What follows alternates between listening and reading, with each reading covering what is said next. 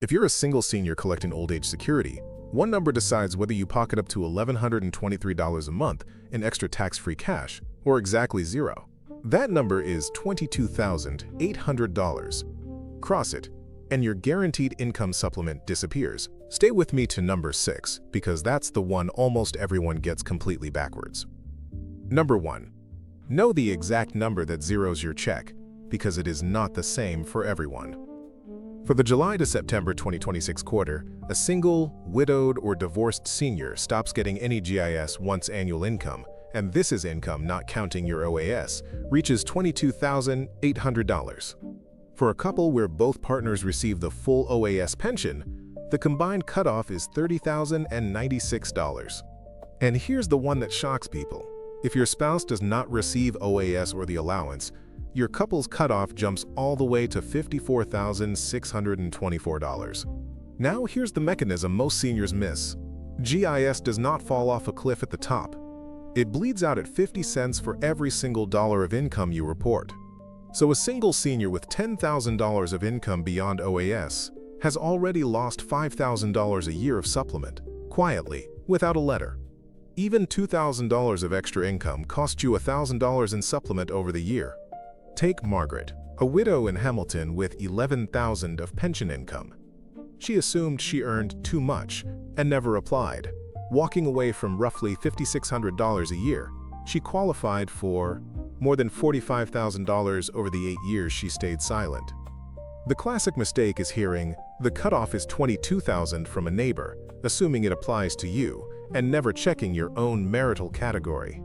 A couple where one spouse has no OAS could be leaving thousands on the table by not claiming right up to that $54,000 line. This week, pull out your notice of assessment, find line 15,000, your total income, subtract your OAS, and confirm which of those 3 numbers is actually yours. Number 2.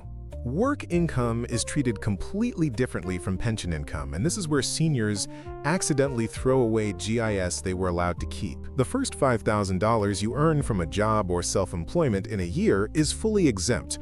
It does not reduce your GIS by a single cent. The next $10,000 is 50% exempt. So a senior can earn up to $15,000 of work income and only have $5,000 of it counted against the supplement. Compare that to pension income, CPP, or an RRSP withdrawal, where every dollar counts and cuts your GIS by 50 cents. Picture 2 seniors who each bring in $10,000 extra. The one who earned it greeting at a hardware store has only $2,500 counted, losing about $1,250 in GIS. The one who pulled it from an RRIF has the full $10,000 counted and loses $5,000, a $3,750 gap for the same cash in hand. The trap plays out 2 ways.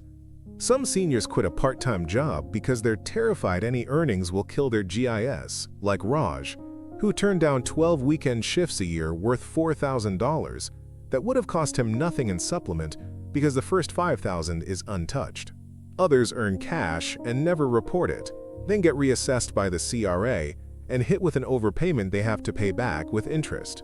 If you're working a few shifts a week, that income is some of the most GIS-friendly money you can bring in. Report it on your return, but know that the exemption is on your side. And remember what I promised. Number 6 is the rescue that reverses everything you think you know about a bad income year. Keep it in mind as we go. Number 3. A single RRSP or RRIF withdrawal can wipe out an entire year of GIS, and the timing catches people completely off guard. Because GIS counts every dollar of a registered withdrawal as income, a senior who cashes out a $20,000 RRSP to fix a roof can vault straight past the $22,800 cutoff and lose the supplement for the following 12 months.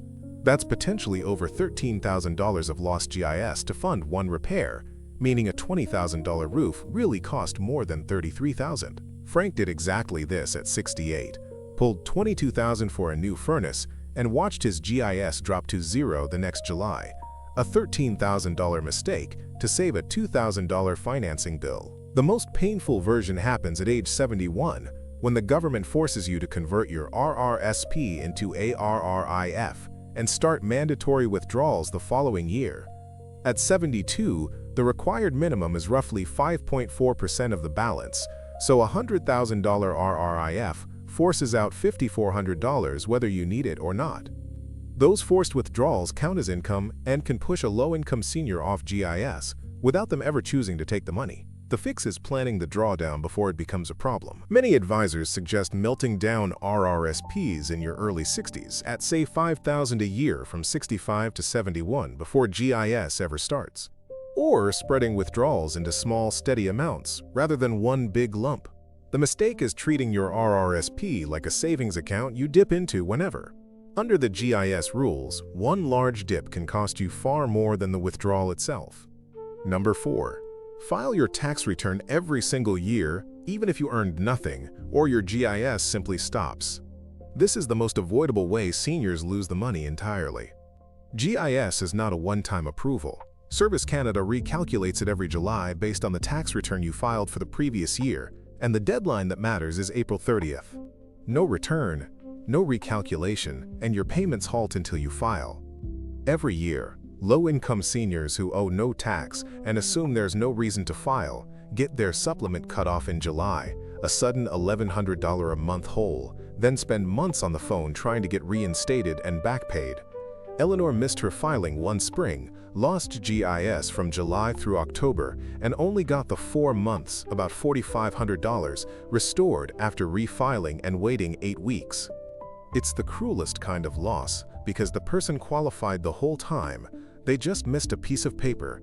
File on time, every year, income or no income. If you've fallen behind, filing the missing returns can often recover the GIS you missed retroactively for up to 11 months. Book a free tax clinic through the CRA's Community Volunteer Program in February and put a reminder in your calendar for tax season the way you'd mark a doctor's appointment. Because for GIS, that return is the switch that keeps the check coming. Number 5. Where you keep your savings changes everything, because the TFSA is invisible to the GIS income test. This is the single most powerful tool a low-income senior has, and most never use it on purpose. Money you withdraw from a tax-free savings account does not count as income for GIS. Not the withdrawals, not the growth inside it.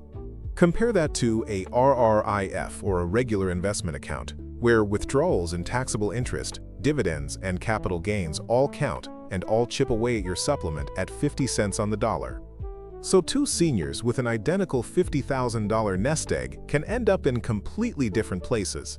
The one drawing $6,000 from ARRIF loses $3,000 in GIS that year, while the one drawing the same $6,000 from a TFSA keeps every dollar of supplement.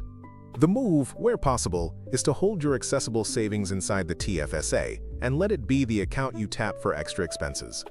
And if you have room, the 2026 annual limit is $7,000, and unused room from past years carries forward, often to $50,000 or $90,000 of total space. Shifting non-registered savings into your TFSA each year gradually converts income that counts into income that doesn't. Doris moved $5,000 out of a GIC and into her TFSA, and the $400 of interest that used to shave $200 off her GIS stopped counting entirely. $200 a year back in her pocket from one afternoon at the bank. It's completely legal. It's exactly what the account is for. And it can be worth thousands a year in preserved GIS. Number 6. Here's the one most people get completely backwards. When seniors have one bad year, they sell a stock, take a big RRIF withdrawal or cash in a pension, and lose their GIS, they assume they're simply stuck with zero until next year's tax return catches up. That is wrong, and believing it costs people the most. The rule works the other way too. If your income drops because you retire, stop working, or lose a pension, Service Canada can recalculate your GIS using an estimate of your current year income instead of waiting on last year's tax return. So the senior who retired in January on a $40,000 salary, whose income this year is only $12,000, does not have to wait 18 months for GIS to catch up. Bill did exactly that. He retired, filed Form ISP 3041 to report his estimated drop, and started collecting roughly $900 a month within weeks, instead of waiting until the next July. Nearly $11,000 over the year he would otherwise have missed. They can request that the estimate be used and start receiving the supplement now. Most people never ask, because they assume the system only ever looks backward. It doesn't. A loss of employment or pension income is exactly the trigger to pick up the phone and ask for a current year recalculation. That single request can put GIS in your pocket months, sometimes a full year, before you'd otherwise see a dollar. So here is your one action step this week. Find your notice of assessment, confirm which cutoff actually applies to your marital status, 22,800, 30,096, or 54,624, and check where your income sits against it. If you're close, or if your income just dropped, call Service Canada and ask about a current year estimate. If this helped you or someone you love, subscribe and share it with a friend who's turning 65. Because the ones who find out in time are the ones who keep the money.